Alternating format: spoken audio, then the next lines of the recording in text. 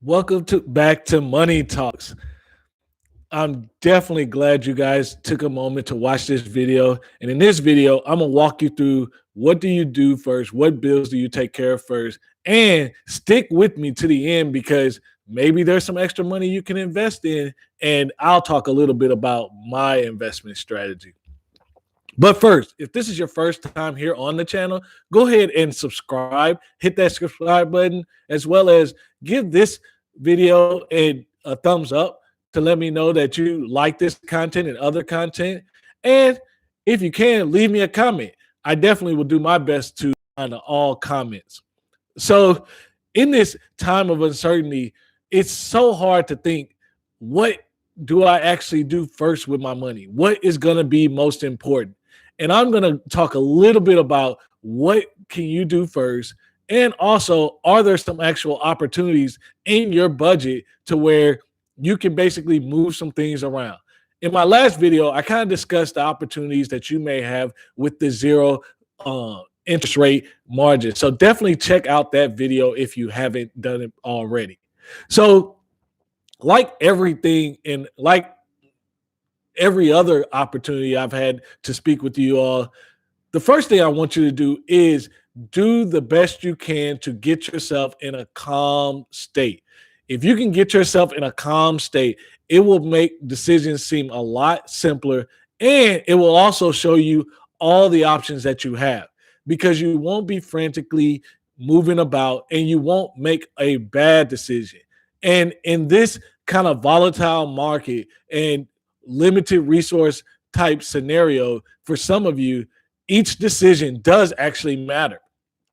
So first, I want you to just get yourself in a calm state. If that's take a walk around the block, read a book for an hour, talk to a good friend, watch a show, listen to music, do whatever it you do to get yourself in a space where you can look at your budget and really start to think, okay, what can I do first? What is most important? Second, you want to make sure we're in about the halfway point of the month. So obviously, after you've secured your food for the month, you want to make sure your shelter is taken care of. Do you have your rent? All those things taken care of. So that's going to be first. Make sure you have food in your home. Be prepared because, as you can see, most states are starting to buckle down. So you want to be prepared for about a 2 to 4 week time period from a grocery standpoint. Next, you want to secure your housing because you want to make sure that if there are any opportunities as far as with your mortgage, with it being a debt, or with rent, you want to discuss with that I can delay it. I know some people and most lenders by now, if it's a mortgage or any type of credit card or anything like that, they are putting provisions in place to help you weather this storm. So you want to definitely take advantage of the resources first so you don't put your cash out there unnecessarily. You want to make your cash go to most important things. Next, again, with your utilities, make sure your water, heat, things of that nature are in place. So as you're going through this list, you also want to look at, okay, what are things I'm actually paying for that I'm not going to be able to use? So do you have gym memberships or do you have um, any type of reoccurring expenses like that? Can you downgrade your cable to just internet? Or what type of things can you actually look at your budget to take away, eliminate, or just not even worry about?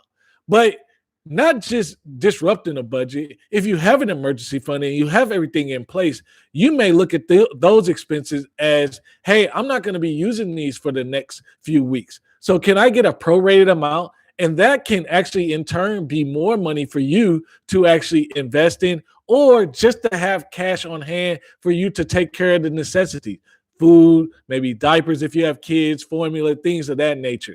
So really look at all the opportunities that you're spending money on and say, hey, if it's not a need, if it's not food, shelter, my vehicle, then I don't actually need those things to survive. The whole point of this scenario is not that you won't come out unscathed financially, but the whole point is so that you can lessen the impact of the financial hit. And if anything, really, if you don't gain anything or lose anything from you don't dip too hard in your savings account, you're just able to kind of remain steady throughout this process, that will be a considerable win. You didn't take on any extra debt. And in fact, that's where a lot of things take place of what kind of debt opportunities do you have? Again, these rates are moving at a rapid rate right now. So really look at, in number two, what's your debt looking like? What are you spending money on in form of a car payment, credit card, personal loan, things like that? Because if you refinance or go down to a lower term or things of that nature, you're going to avoid a payment for at least 30 to 45 days. And with this particular scenario, you may even have an opportunity to delay that payment for 60 to 90 days. So you really want to look at all your options, because you don't have to take a credit hit if unnecessary. Then lastly, but certainly not least, of course, it's a great time to invest. But mostly it's a great time to invest because everything's on sale. Cars on sale, clothes on sale. Anything that's necessarily a product is going to be on sale because the demand is going to be lower for it. Because it actually being a need isn't pressing right now. Everyone's going to be looking to take care of their most important thing. So if you were deciding on purchasing a car later on in the year or next year, maybe now is a better time because you'll get a better price.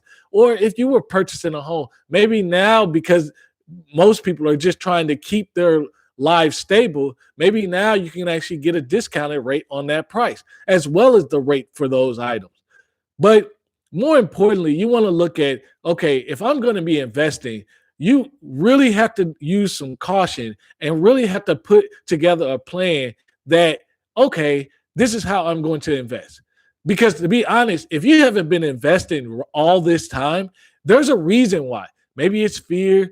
Maybe it's you just didn't understand. Well, none of those things really change just because the investment is actually on sale. So I really want to encourage you that, number one, when you're buying, you want to buy with the idea that you're going to hold. That's how it goes. You buy and hold. If you sell, number one, you can create a taxable event, but then also you can end up losing more money in this time. So really make sure that the money that you're putting in, you seriously do not need these funds. That's why the whole investment strategy really works, because you were investing all along. So if you were putting money in from a dollar cost average perspective, meaning you were just depositing money every month or every couple weeks or whatever the systematic way you're using, that means at some point it's going to be low, which right now is low. But then again, at some point it's going to be high. And in both times, you will not be able, you're not in the mind frame that you're going to sell. Again, this is buy and hold. You're not trying to time the market. Yes, this is a good time to buy, but you don't know if it may go up tomorrow. And even if you're going to time tomorrow, even if you're going to try to time the market, you have to be right twice. So it's low now, but you don't know when it's going to be high. You don't know even after it's high when it's going to be low again. So you wouldn't know necessarily to sell. So that's impossible to do. But is it a good time to buy? Yeah, if you've been preparing for maybe such a time as this, go ahead, buy that. Maybe you want a dollar cost average. So you want to buy a little bit every day, so often, to see how things go. Emotionally, you have to be under the mind frame that, hey, I have a plan. My plan is to deposit a certain amount of money every month, and I'm going to keep doing that for 30, 40, 10, 15, however many years. And what are you actually putting your money in? So me personally, I like to use index funds. And if you follow myself or many other people in YouTube, you will see that the total stock market index fund seems to be one of the most popular. That's because it is multiple 3,100 plus stocks compiled in one fund. Not to mention, it is a lower fee. And because it's an index fund, it's not aimed at trying to beat the market. It's actually trying to keep pace with the market. So that is why it, number one, has lower fees, but it makes a sound investment because most people, it has been proven statistically that 78% of index funds outperform most mutual funds. And of course, mutual funds are trying to beat the market. So really keep in mind, hey, you may have some extra funds available just by eliminating expenses and uh, resources and agreements and things like that that you don't actually need during this time where we're all kind of being bunkered down. You can use that to invest if you have your emergency fund. But please, gonna be because most important, before you invest, you want to take care of what's going on in your home right now.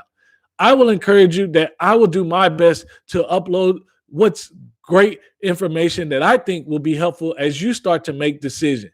But remember, really try to calm down. Really try to get yourself in a peaceful state so that you can actually see all your opportunities. Because number one, you may can delay or avoid putting payments out there that are unnecessary during this time of hardship. There may be resources to help alleviate that burden that gives you cash so that you have money for groceries. You may not need to borrow more funds. You may actually have an opportunity where you can lower your rate on your home or car and wrap up some terrible debt in that process to get you to move forward. So, really think about all your options, call your lenders, call your employer, really having conversations so you can understand, hey, what do the next 2, 3, 4 weeks look like for me for an income perspective? What are things that I can actually do? And if you have a space, really look at what books can I read? What skills can I develop in this time? I hope this information was helpful, but remember, take care of your primary needs, your food, your your shelter, your utilities, then your vehicle. Do it in that order. That's how things are important. And I'll see you next time on Money Talks.